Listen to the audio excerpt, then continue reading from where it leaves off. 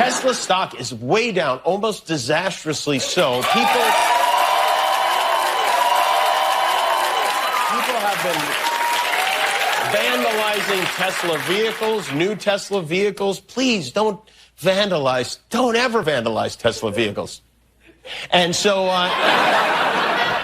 Well done, Jimmy Kimmel, and well done, of course, to your team, your extensive team of writers. You're really getting those comedic pauses down to a T. Don't ever vandalize Tesla vehicles.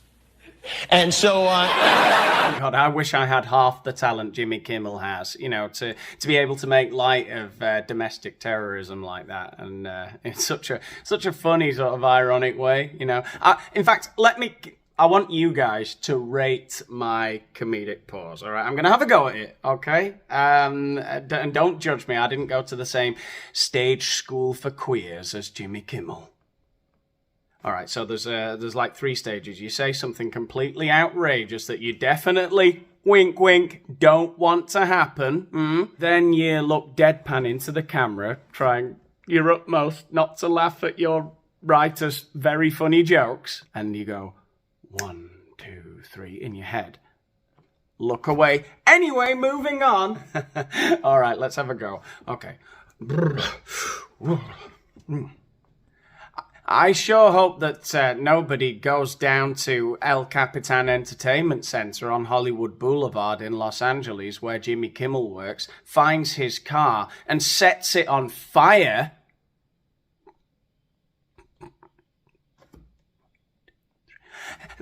Moving on. It's all so hilarious, isn't it, Jimmy? You know, the only concern I have is that, you know, your bosses might feel you've overstepped the mark a little bit. You know, all of the big pharma, reptilian shape-shifting human trafficker overlords that own you, Jimmy. I sometimes wonder if perhaps they'll be upset that you've, in condoning the burning of public and private property, the shooting up of car dealerships. You know, you advocating for this essentially domestic terrorism, you may be letting the cat out of the bag a little bit, you know? So it's just something for you to mull over the next time you're getting shafted by a big lizard. Who's Daniel Boland?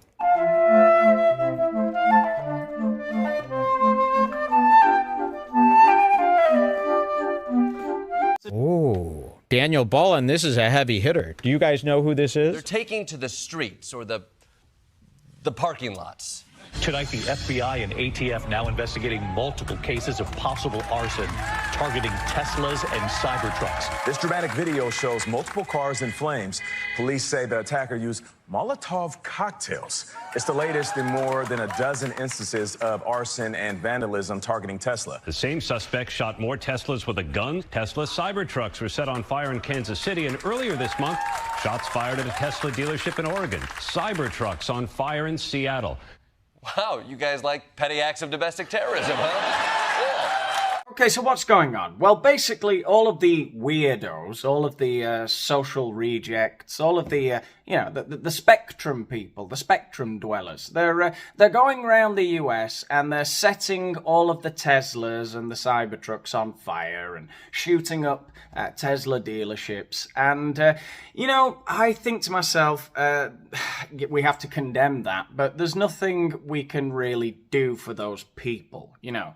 Those people are beyond the pale. Their marbles were lost long ago, all right? They're just looking for the smallest excuse to play with matches. I mean, what can we do with them? Should we round them all up? No. I mean, the most you can do for people like that as a society is try to create a clean, calm, pastel shade environment, no sharp edges, and, you know, hope for the best. There's always going to be lunatics. The really bad people in all of this are the ones that are inciting the madness. The irresponsible social commentators like Jimmy Kimmel, politicians like Tim Walz. Thing on my phone, I don't know, some of you know this on the iPhone, they've got that little stock app. I added Tesla to it to give me a little boost during the day. 225 and dropping. So, and if you own one, If you own one, we're not blaming you. You can take dental floss and pull the Tesla thing off, you know, and take out, just telling you. Pussies who essentially get to live out their violent fantasies vicariously, whether it be through, in this case, the autists shooting up a Tesla dealership or a BLM thug burning down a Popeyes. And somehow, all the while, pretending that they've got the moral high ground, you know, and really that is what bothers me, I guess, more than anything else. In the words of Norm Macdonald, the hypocrisy, right? it kind of bothers me that the people who quake in their boots and cry on TV about January 6th, 5 years after the act. I'm going to try to get through this. Are the same people that condone burning cities to the ground. Largely peaceful demonstrations. This is what happened to my car, y'all.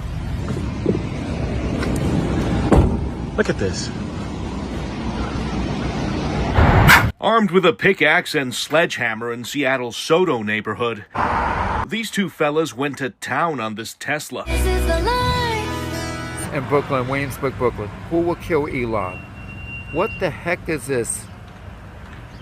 Now, this is a serious threat here. It must be really difficult for all of these social commentators, these comedians and entertainers and politicians as well, who have to reconcile in their own heads this story that they put out there, that they're terrified, they're genuinely concerned about all of the racism and right-wing extremism that's happening everywhere, and the violence. Oh, it's terrible. And then, on the other hand, they're basically inciting all of the actual violence that's happening, be that, you know, Antifa or BLM over the last couple of years, or now the spazzes that are firebombing the Teslas. You can't just dismiss people. This How notion do you fight it?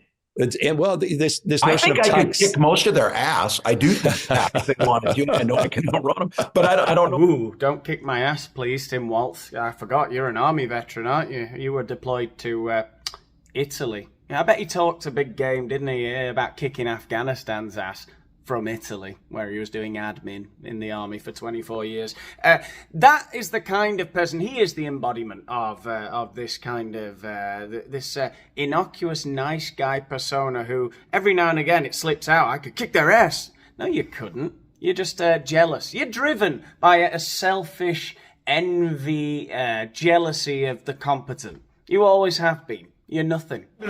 Incidents of arson. Someone lit a bunch of Teslas on fire. And here's the thing. I get that people are upset. Burning a car might not be great for the environment. I don't think that's what they had in mind when they invented the electric car. Setting cars on fire is bad for the environment, but that's not what they had in mind when they invented the electric car. You know, they didn't think of it getting firebombed and it being bad for the environment. You're just saying words. It doesn't make any sense. In Las Vegas yesterday, someone threw a Molotov cocktail at a Tesla service center. At least 5 Teslas blew up. 1 from the Molotov and 4 because that's just what Teslas do sometimes. Stupid Teslas being bad for the environment and blowing up when people throw bombs at them. That's, yeah. And no one should be setting fires. You could kill somebody. You could hurt somebody. Elon Musk might not care about other people, but decent Americans should. The world's richest man, again, has been trying to drum up sympathy for himself lately. His sales are down, his stock is down. Last night he was somber as he went through this with Sean Hannity. Tesla is a peaceful company. We've never done anything awful. I've never done anything awful. I've only done productive things. So I think we just have a deranged... there's some kind of mental illness thing going on here, because this doesn't make any sense. Well, let me see if I can explain it for you. When you pull out a chainsaw to celebrate firing thousands of people, they get mad. It's just, my God, I mean, this poor guy. You do 1, maybe 2 Nazi salutes, everybody gets all bent out of shape. You see. Of course, we forgot. Elon Musk is a Nazi, and all of these people setting the Teslas on fire are the disgruntled bureaucrats who hadn't done any discernible work for the last couple of decades. That's the people who are setting all the Tesla's on fire, you know, not lunatics riled up by the rhetoric of these grassroots Democrat-funded peaceful protests. No, 1,000 times no. And by the way, calling Elon Musk a mannequin there, I mean, whatever. He could say Elon Musk is a bit funny looking, perhaps. But I've noticed that Jimmy Kimmel has a bit of a tendency, a bit of a penchant for calling out people's looks. He called Ted Cruz Sweaty Teddy. He had a couple of jabs at Elon in this rant. And, you know, to me, Jimmy, you look distinctly, I would say, porcine. You know, in fact, that's how I imagine you when you go back to your apartment. You take your suit off in your apartment, but it's not an apartment. It's a sty. And you take your suit off and you uncover, you're just naked underneath with all of your teats. Many teats.